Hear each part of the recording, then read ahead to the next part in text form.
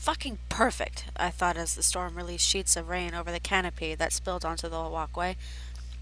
Lightning lit up the sky in a brilliant stitch of fire, followed by a powerful bellow. I was leaning against one of the tapered columns with my shoulder bag anchored over my shoulder.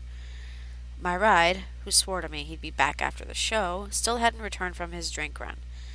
No phone call, no message. He was probably passed out at home drunk as a sailor, a very stupid sailor. As undependable as he was, and as much as I wanted to wring his neck right now, I couldn't help but thank for him setting his gig up for me in the first place. If not for the last-minute recommendation, Godfrey would have found another disc jockey for his house party. It wasn't a huge gig, but any extra penny helps. But where did that leave me now? Stranded in a rainstorm with a house filled with grad students too high or drunk to find their own feet, let alone hold a coherent conversation. No soul here was fit to give me a lift, and like hell, I'd say, the night in his place.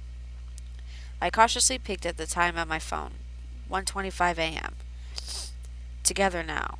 Fucking perfect. Sorry about that, little lady, Godfrey said, floundering out of the doorway. He was wearing a dark plum Willy Wonka-esque coat. I got your pay right here. Thanks for the show. You really got a knack for this, huh, Sam, wasn't it? You got it. Thanks for booking me, I said, collecting the money and also catching a sweetly bitter whiff of the burnt herbal scent drifting off from him. Pleasure, he grinned at me and then whistled at the flooded walkway. Man, it's really coming down tonight. Are you still waiting for your ride? Yeah, hopefully they'll be here soon. Well, let me know if you could use a ride. Hell, you could even stay here if you wanted. Tempting as the offer was, the suggestive look that carried it made the offer almost laughable. The sort of way a butcher ogles a salted slab of meat. No thanks, I'm good. I buckled my lips into a dismissive smile. Suit yourself then, he said, and sauntered back inside where there was warmth. I returned to Rain watching. Anybody would anybody I could call would be asleep by now. Well, almost everyone. No, I shook the thought immediately. Even if my father did decide to help, his teeth would sink into me so deep he'd taste the marrow. What were you thinking, Sam?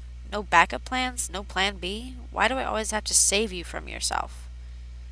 Sure, that's just what I needed to do. Hand him the perfect I told you so scenario so he could massage that irritating father bravado.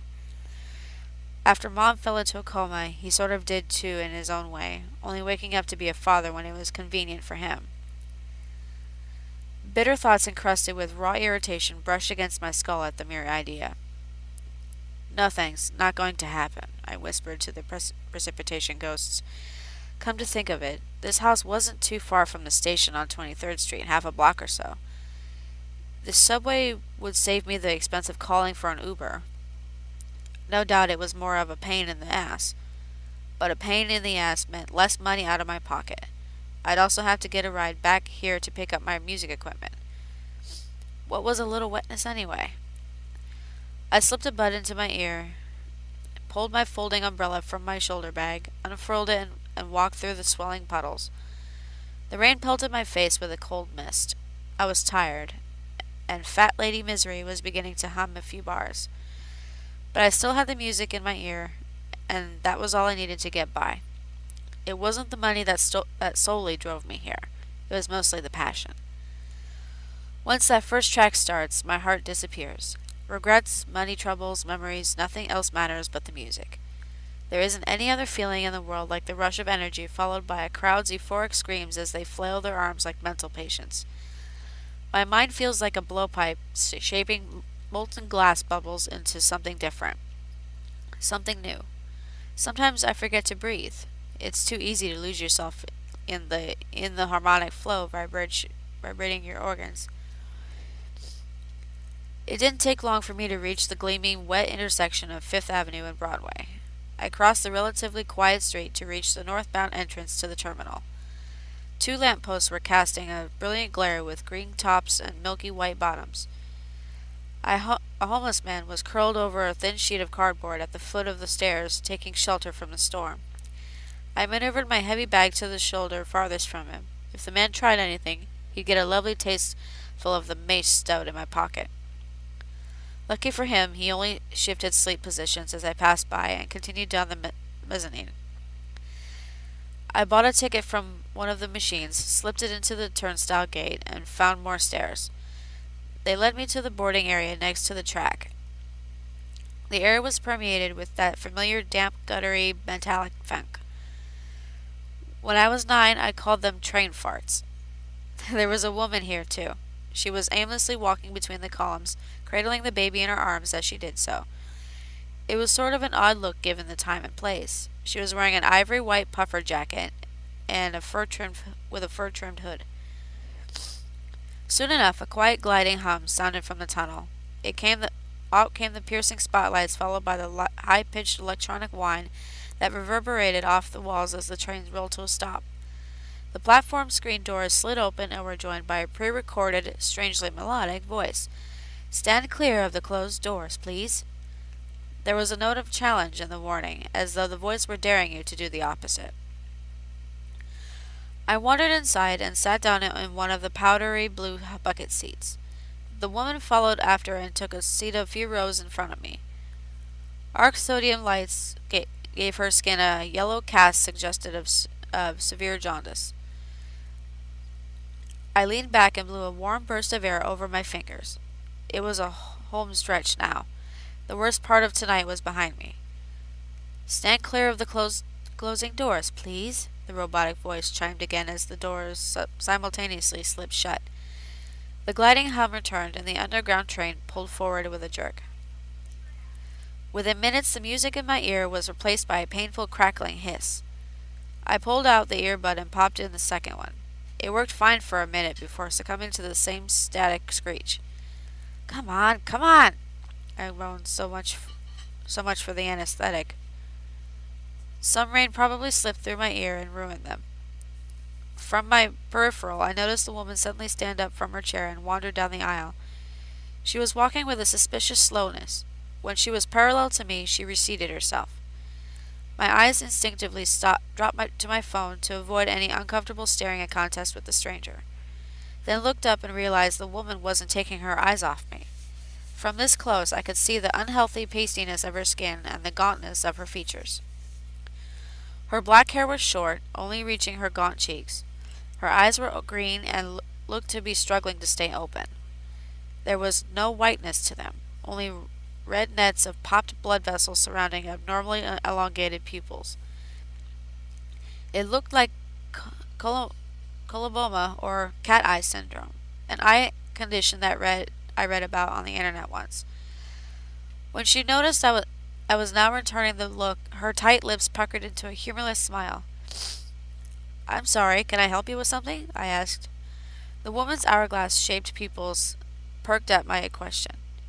"I'm glad you're here, really. The poor thing wasn't going to last much longer." Her voice dull with fatigue. "Not going to last long at all."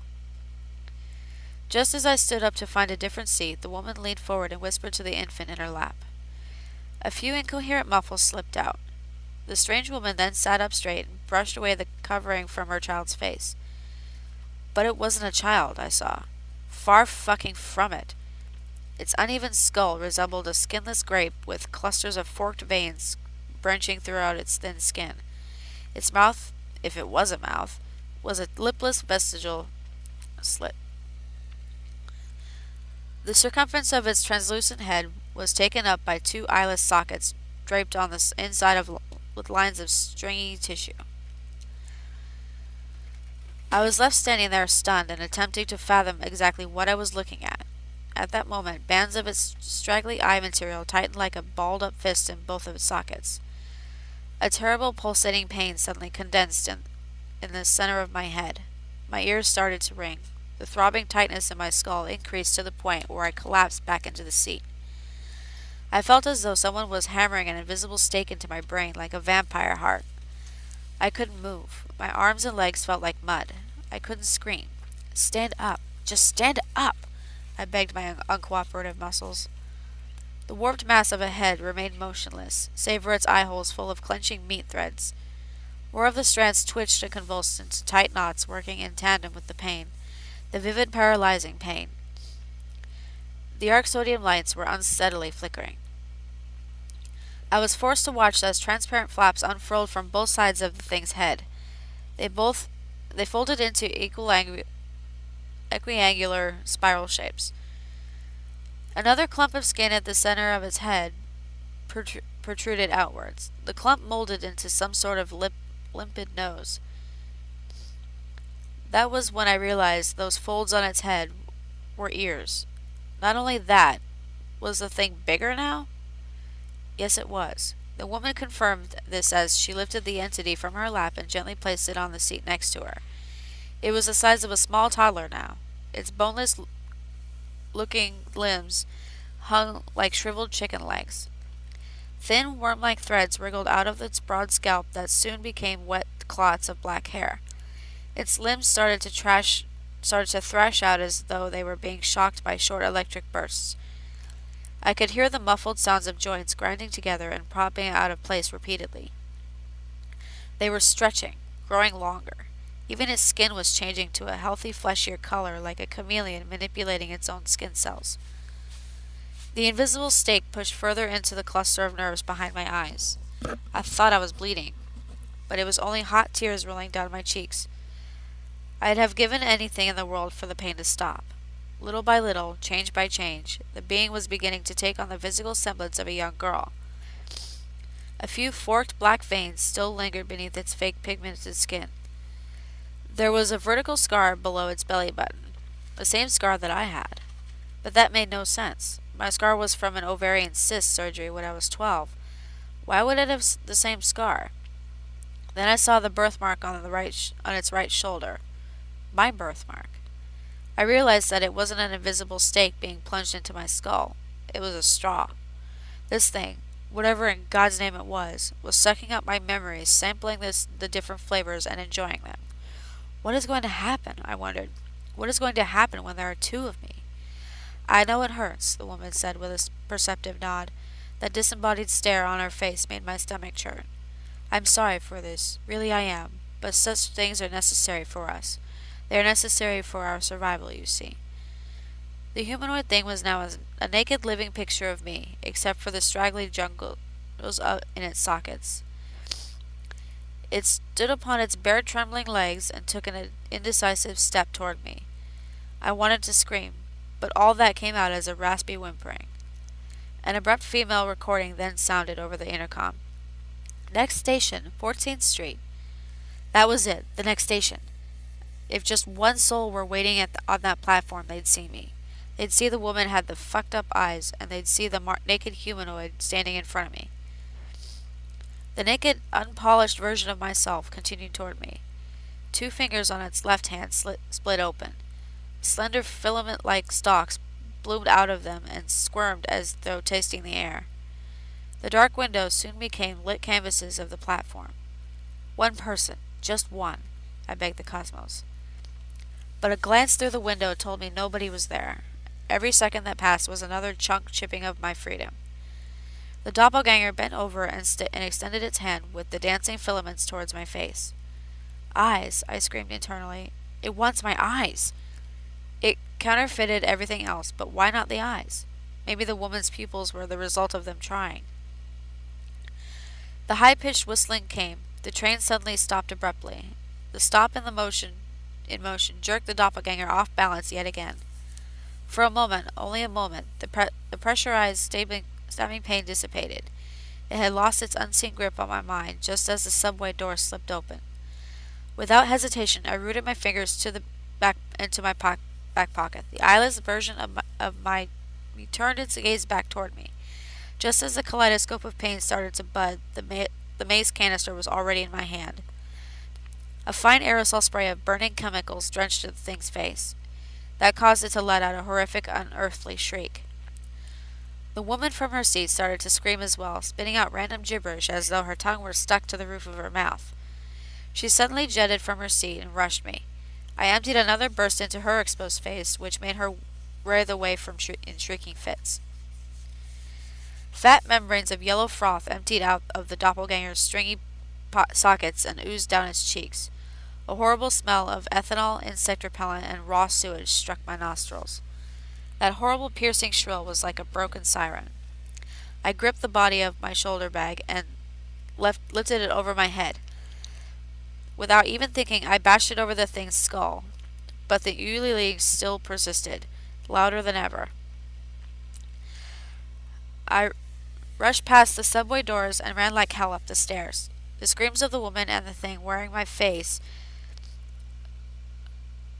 reverberated off the walls. Even as I reached the street again, I could still hear them. The rain still hadn't let up. I hid under a closed restaurant's canopy. This was no doubt 14th Street, but my mind was racing too fast to recognize anything. Unconsciously, my fingers were already curled around my phone and dialing. My dad picked up the phone. I told him everything in a panicked mess. He told me to stay where I was, and he was coming to get me. Who was going to believe me after this? Probably nobody. Not the police, not my family, not my friends. No one. Maybe Godfrey had slipped something into my drink before I left. Maybe I had caught the second hand of something during the show. What I witnessed on that subway felt so unreal it had to have been in my imagination.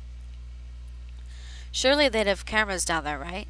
I sucked in a deep breath and tried to control my throbbing chest. While I was huddled beneath the canopy, waiting for someone to come and find me, there was something crossing the street toward me. It looked like a woman with a baby in her arms.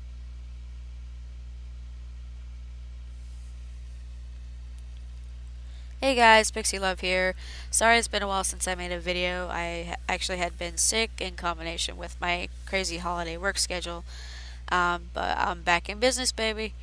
Remember to hit that subscribe button, and if you haven't turned on notifications, click that bell icon so that you can get notified when I upload a video. Thank you, and sweet dreams.